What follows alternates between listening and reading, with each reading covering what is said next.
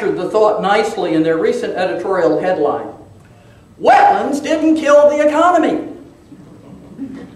Having the strictest environmental rules in the state made the economy better, not worse.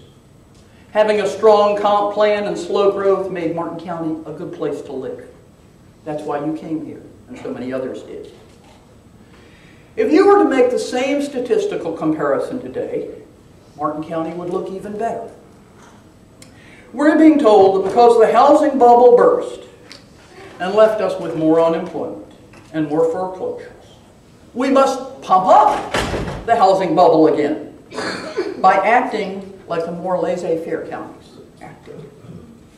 Look at those other counties now. Look how much worse off they were. They are. Our economic downturn looks rosy compared to Port St. Lucie. Look at their foreclosure rate.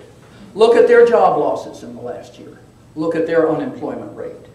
We win those comparisons hands down. In relation to the larger economic crash, we hear a lot about Ponzi schemes these days. Florida is cited as the biggest Ponzi scheme of all.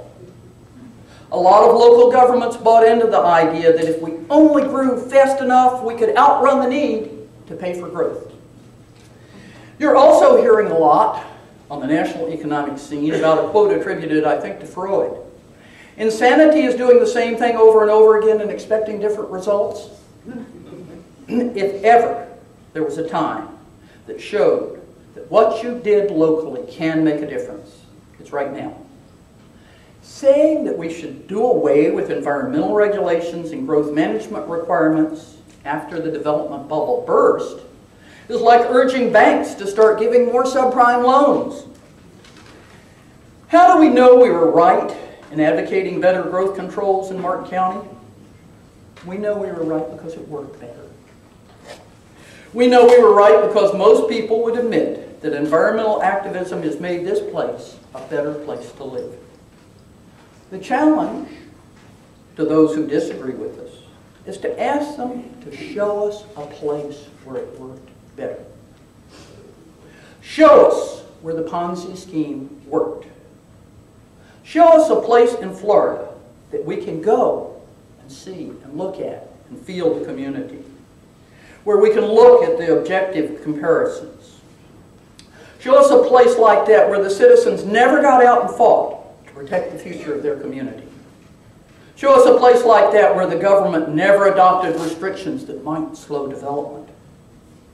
Show us a place like that where the results are better than ours.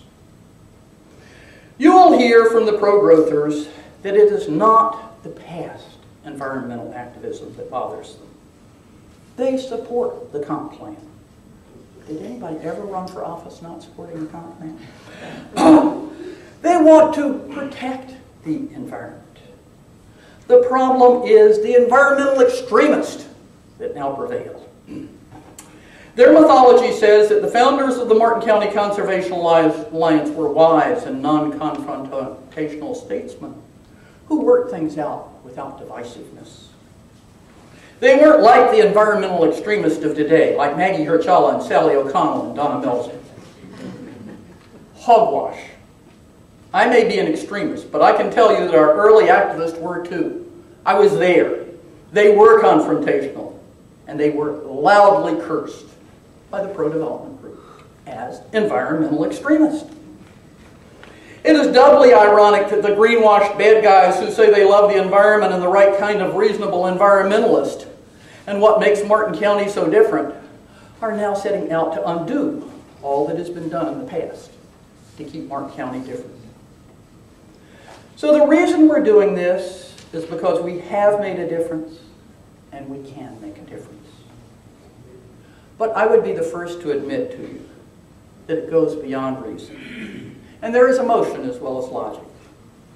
We should not have to apologize for caring about people and critters and the beautiful places of the earth.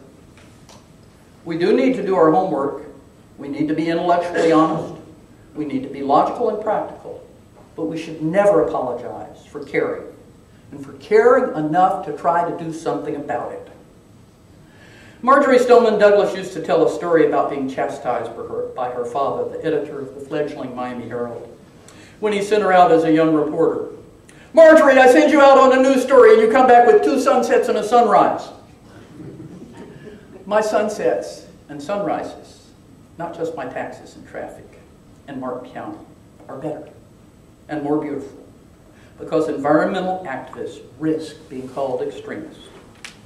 My grandchildren's world is a better place because people in Martin County were not embarrassed to try to save the world, or at least a little piece of it that we love. Thank you.